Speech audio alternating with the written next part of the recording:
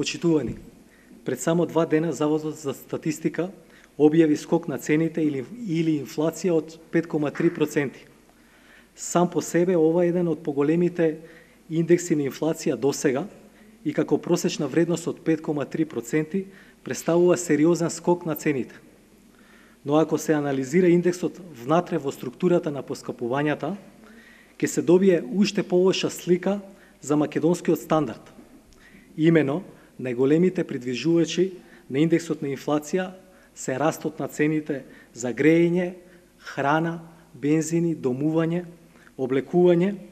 Растот во овие групи производи е далеку повисок од просечниот, а во некои случаи надминува и 10%.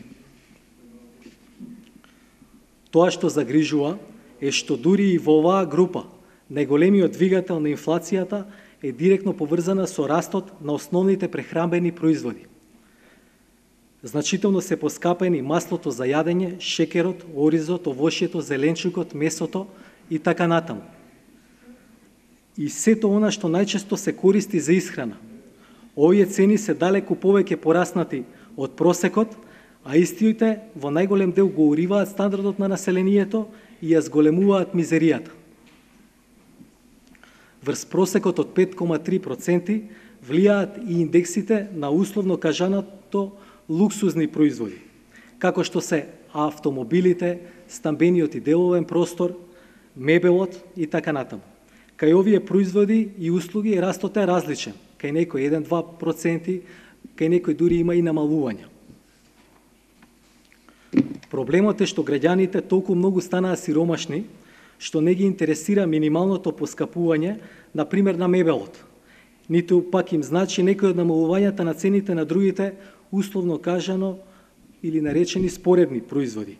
Тие за голем број на граѓани се луксус и немаат директно влијание на нивната моментална состојба. За граѓаните суштински важни се движењата на цените на храната и останатите основни производи за преживување.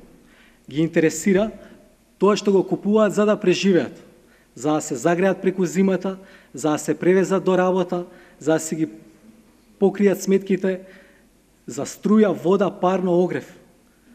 Тоа се токму значително поскапените производи кои на граѓаните им го уриваат стандардот и вршат општ притисок за зголемување на мизеријата.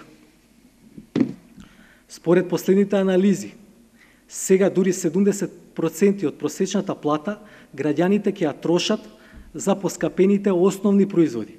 Со остатокот ќе мора да најдат начин да ги платат сметките за струја, огрев и превоз и од месец во месец живеачката им се претвара во борба за преживување. Веќе сме во ситуација кога и оние кои имаат среќа да бидат вработени и да примаат просечна плата, таа да не им ги покрива трошоците за нормален човечки живот. Во многу полоша ситуација се оние кои имаат плата пониска од просечната, кои не се вработени или припаѓаат на категоријата социјално загрозени семејства. За нив прашањето на инфлацијата не е прашање на статистика, туку е прашање на преживување. Наспроти реалноста, владата покажува сериозна неодговорност во незината упорност и натаму да троши народни пари на непродуктивни проекти. Воопшто не е запрена офанзивата на трошење милиони за споменици, милиони за фонтани, за плоштади, за фасади, а не се запрени ниту скапите владени кампањи и реклами. Владата очекува граѓаните сами да се снаоѓаат со кризата и со мизеријата, а незиното купче во буџетот наменето за себе рекламирање да не го загрози. Затоа испраќаме апел до владата да ги прифати нашите предлог мерки со кои ќе се ублажи ценовниот шок и инфлацијата. За почеток, да ја врати ефтината дневна тарифа на струјата, да побара од државните елем и МЕПСО да ги скратат трошоците за реклами и фасади и да побараат намалување на цената на струјата во нивниот дел, да влијае на регулаторот да ја намали незаконски зголемената цена на парното, а со интервенција во делот на акцизата да влијае на намалување на цената на горивата.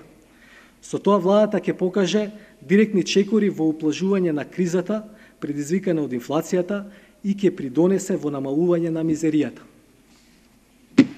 Дополнително, ја повикуваме владата да не ја игнорира предлог мерката на СДСМ, која предвидува на социјално загрозените семејства да им доделува од по 2000 денари за купување на прехранбени производи од македонско потекло.